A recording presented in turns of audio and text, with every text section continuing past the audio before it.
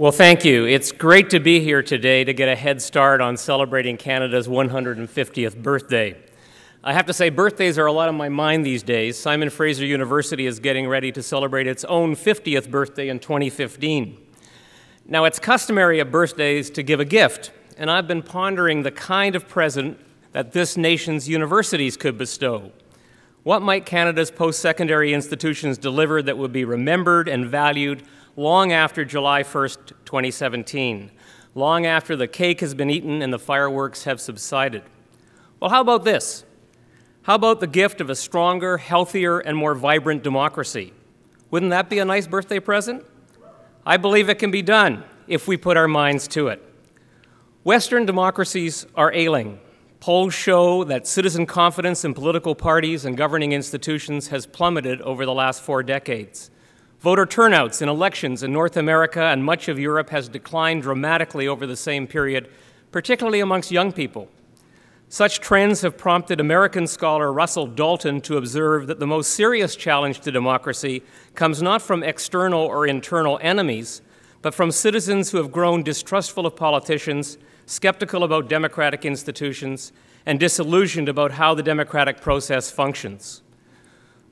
The cure for what the Law Commission of Canada has called a democratic malaise must be an enthusiastic re-engagement of the public in the political life of our country. Now, this isn't going to be easy to achieve, but if we are to have hope, I believe universities have to play a critical role. Concern for the state of our democracy is neither new nor is it mysterious. In his 1984 book, Strong Democracy, Participatory Politics in a New Age, Benjamin Barber identified various forms of government by and for the people. He noted that democracies can be thin or thick. They can be weak or they can be strong. Weak democracies require little citizen engagement. Voters are infrequently called upon to elect representatives who are then empowered to make decisions on the public's behalf. Canadian parliamentary institutions are prime examples where cabinet ministers and majority governments wield huge powers, yet between elections are minimally accountable even to legislatures, let alone to the general public. Strong democracies, on the other hand, engage citizens more consistently and fully in establishing and shaping policies. As Barber says, in strong democracy, citizens actually participate in governing themselves, if not in all matters all of the time, at least in some matters and at least some of the time. Universities are well placed to equip citizens for this kind of engagement and to support the structures and dialogue that are critical to strong democratic processes.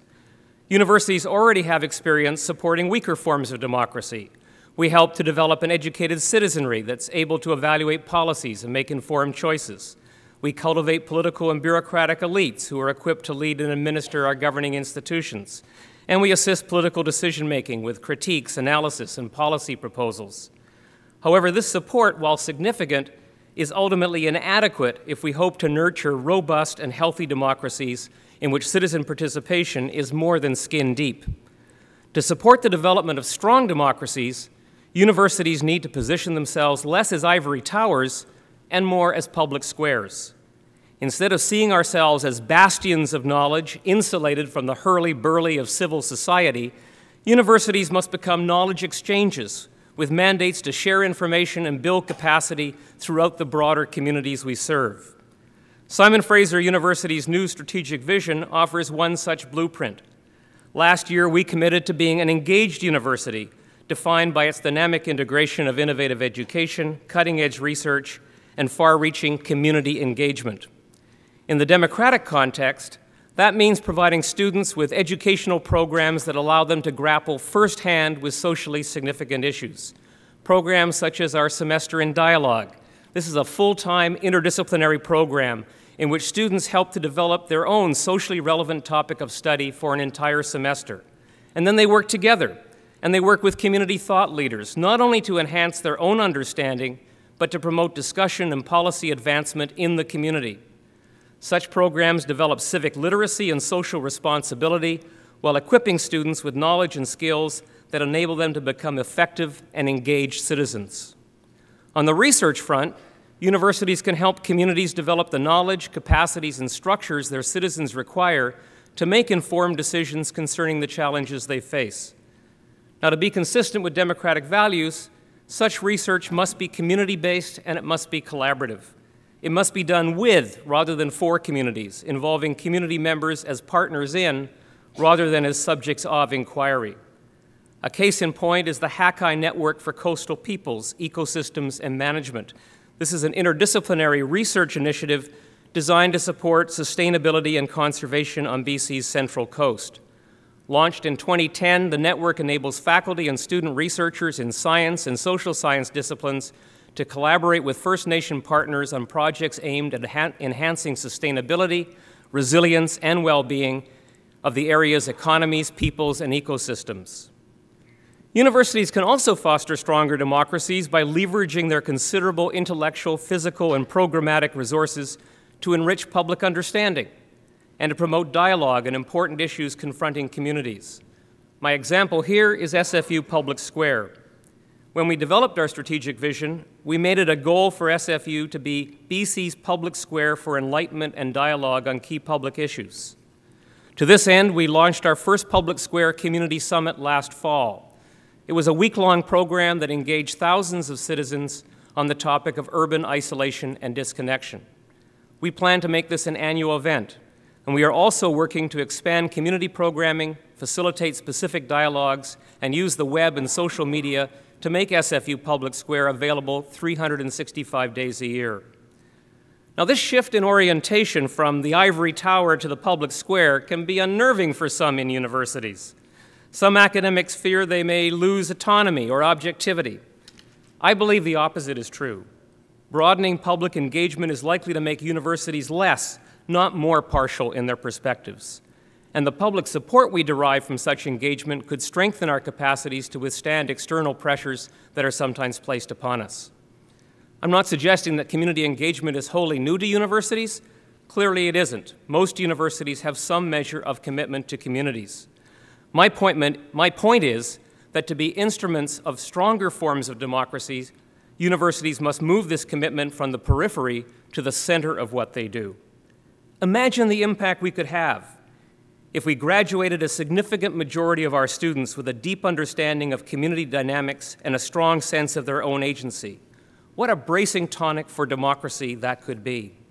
If more of our faculty participated in community-based research and capacity building, seeking not just relevance but impact, consider the contributions to the development of social capital and democratic capacity they could make. And if we committed the full spectrum of our intellectual, physical, and programmatic resources to fostering public dialogue and deliberation on the issues of the day, imagine the energizing influence this would have upon the democratic condition of our communities. Now, I'm not talking about sending theoretical physicists out to conduct polls by passers-by. There are those within universities whose research, by necessity or choice, will never be shared with the broader community. But if we open every door, if we equip our students with civic knowledge and skills, if we encourage and support those researchers who are willing and able to work collaboratively with communities, if we harness our many other resources to facilitate public dialogue and deliberation, I submit that we will strengthen much more than democracy. We will also boost our economies, enhance our societies, and at this all-so critical juncture, help safeguard our fragile global environment. And that's a gift that will be truly worthy of Canada's 150th birthday. Thank you.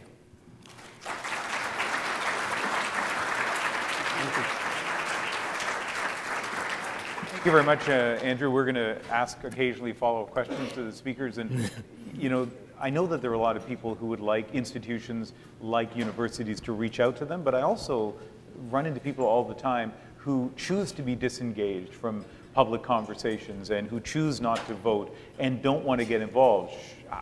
How do we get them into the conversation as well? Well, I think people choose not to engage because they don't believe their engagement is going to have impact. They don't believe it's going to make a difference. I think people, when they feel that they are going to contribute in a way that's meaningful, that's an empowering experience for them and they want to get drawn in. So my call for strong democracy is to say people shouldn't just contribute and feel that they make a difference every 4 years at election time. And even then, of course, very often voters cast ballots that are wasted. We've got to enable people to feel that their contribution matters and does make a difference every day of the year.